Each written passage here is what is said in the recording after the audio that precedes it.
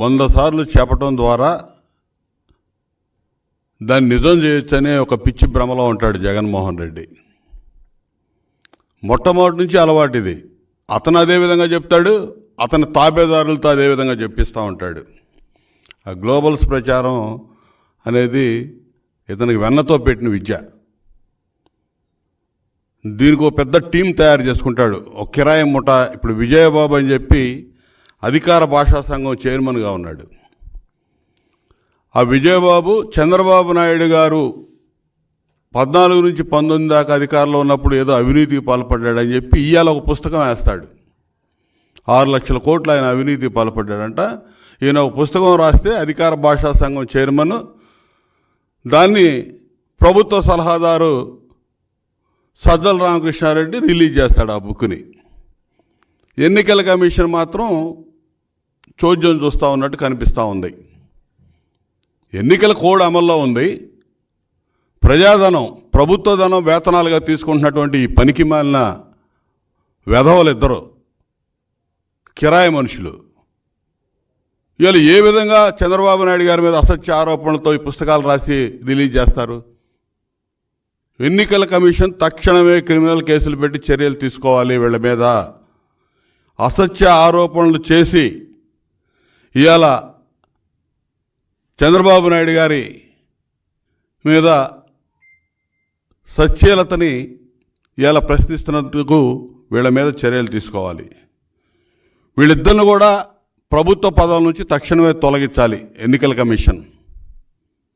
ఖచ్చితంగా చేయాలి. ఒక విశ్వసనీయత అనేది ఎన్నికల కమిషన్ మీద ఏర్పడాలంటే ఇటువంటి వాళ్ళ మీద తక్షణ చర్యలు ఉండాలని చెప్పి నేను డిమాండ్ చేస్తా ఉన్నా.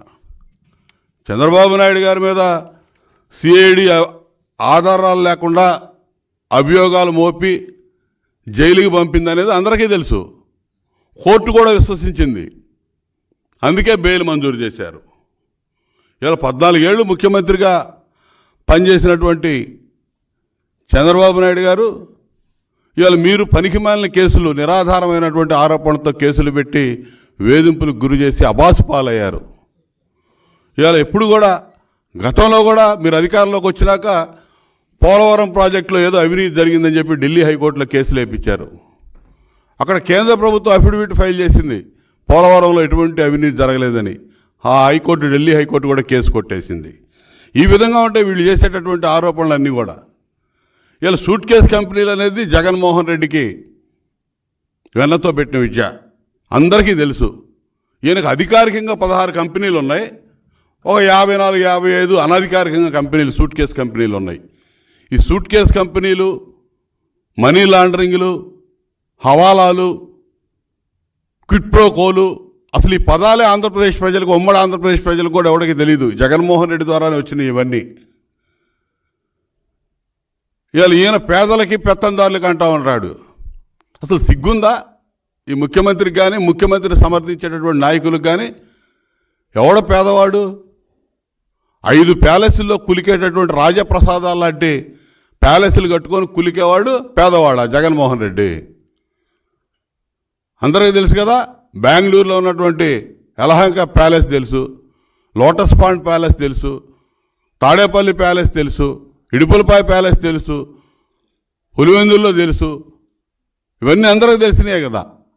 ఈయనకున్న ప్యాలెస్లు ఒక్కొక్కటి 100,000 కోట్ల రూపాయలు విలువ చేసేటువంటి ప్యాలెస్లు ఉన్నాయి. ఒక్కొక్క ప్యాలెస్లో 50-60 బెడ్రూమ్లు ఉంటాయి. ఉండే 2 మనుషులకి అసలు ఏ విధంగా కట్టాడు, ఏం చేస్తున్నాడు ఆ ప్యాలెస్ల్లో?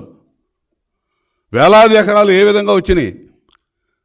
తండ్రి అధికారాన్ని అడ్డం పెట్టుకొని అడ్డగోలుగా దోచుకున్నాడు. 2004లో రాజశేఖర రెడ్డి అధికారం రాకముందు రాజశేఖర రెడ్డి ఫ్యామిలీకి ఉన్నటువంటి ఆస్తులు ఏంటంటే హైదరాబాద్లో ఉన్నటువంటి ఇల్లు కూడా అమ్ముకునేటటువంటి పరిస్థితులు అందరికీ తెలుసు. అది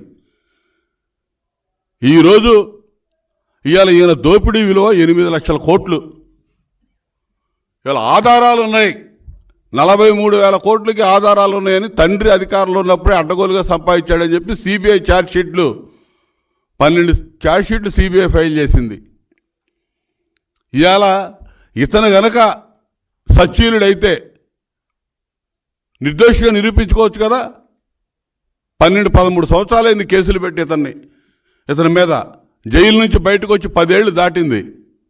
ఒక్క కేసు అంగుళం ముందుకు పోయిందా? 3700 వాయిదాలు తీసుకున్నాడు ఇప్పుడు కేసులకు సంబంధించి. నువ్వు విచారణకు సహకరించు, దమ్ముంటే, నీకేమాత్రం దమ్ము ధైర్యం ఉంటే, కోర్టుకు విచారణకి సహకరించి ఉంటే ఈ పాటి జైలుకి పోయేవాడు ఎప్పుడో కూడా. ఇరిగేషన్ శాఖలో దాదాపు 56,000 కోట్ల అవినీతి జరిగిందని చెప్పి ఈ బుక్లో రాశాడు. ఆ విజయబాబు అనేవాడు వేసినటువంటి బుక్కు, అధికార భాషా సంఘం చైర్మన్గా ఉన్నటువంటి విజయబాబు అనేవాడు ప్రింట్ చేసినటువంటి బుక్లో 56,750 కోట్ల అవినీతి జరిగింది ఇరిగేషన్ ప్రాజెక్టులో చంద్రబాబు నాయుడు గారి హయాంలో అంటాడు. ఇలా మొత్తం ఖర్చు పెట్టిందే మా హయాంలో, చంద్రబాబు గారి హయాంలో 58,000 కోట్లు ఇరిగేషన్ శాఖకి. 23 ప్రాజెక్టులు పూర్తి చేశాం. ఏదన్నా కానీ జలవనరుల శాఖ కింద 23 ప్రాజెక్టులు పూర్తి చేశాం. లక్షల ఎకరాలకు నీళ్లు అందించాం. పోలవరం ప్రాజెక్టు 72% పూర్తి చేశారు. ఖర్చు పెట్టింది 58,000 కోట్లు అయితే 56,000 కోట్ల పైన అవినీతి జరిగిందని చెప్తాడు ఈ పనికిమాలిన పెద్ద మనిషి.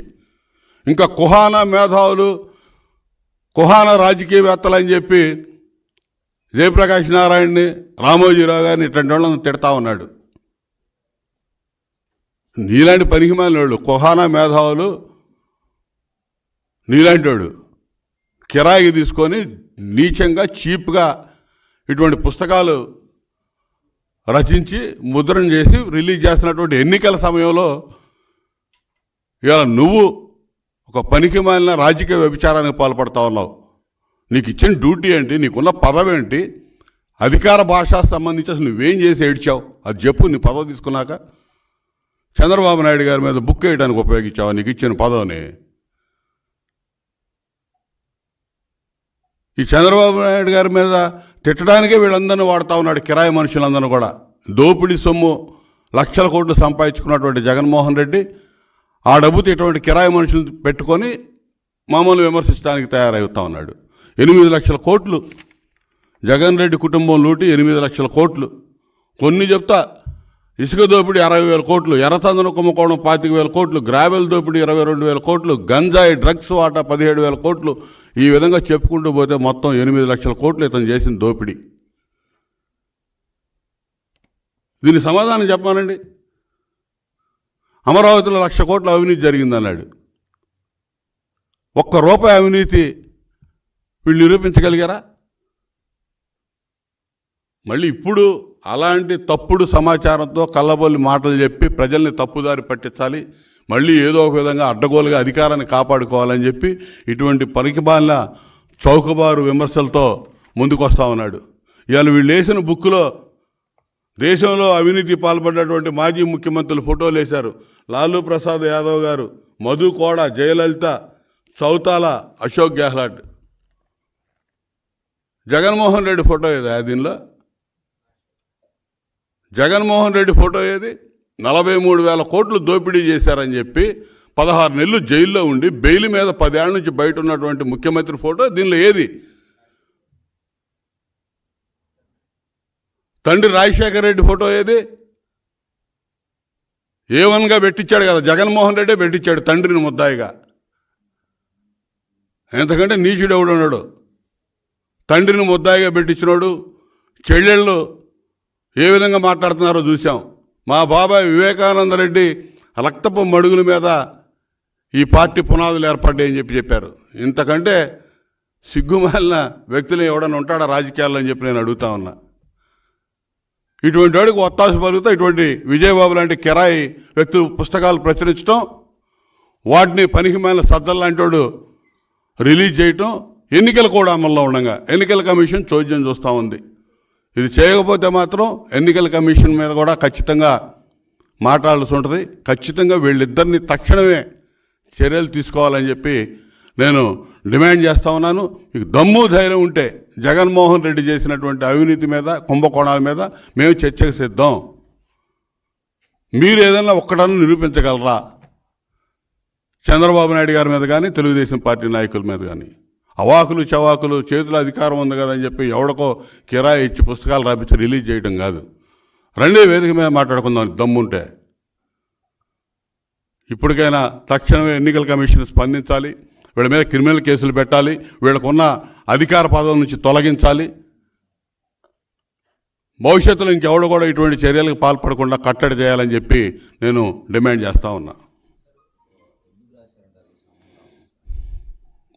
వాళ్ళ అవినీతి మీద ఎందుకు రాశారంటే జగన్మోహన్ రెడ్డి అవినీతి మీద ప్రతి చోట చర్చ జరుగుతూ ఉంది. రుజువైనటువంటి అవినీతి అదంతా కూడా. ఆ చర్చ నుంచి పక్కదారి పట్టించాలంటే ఏదో కొత్త విధానంలో మళ్ళీ అభాండాలు వేయాలి. అంతమించి ఏముంది ఇందులో రాసింది? ఇప్పుడు నేను చూసా ఈ ఫోటోలు, జగన్మోహన్ రెడ్డి ఫోటో ఉంటే దీనిలో కొంత అనుకునేవాళ్ళు. అసలు ఈ జగన్మోహన్ రెడ్డి ఫోటో ఎందుకు ఇలా అందరు ముఖ్యమంత్రులు వేసినప్పుడు దీన్ని బట్టి అర్థమవుతా ఉంది కదా.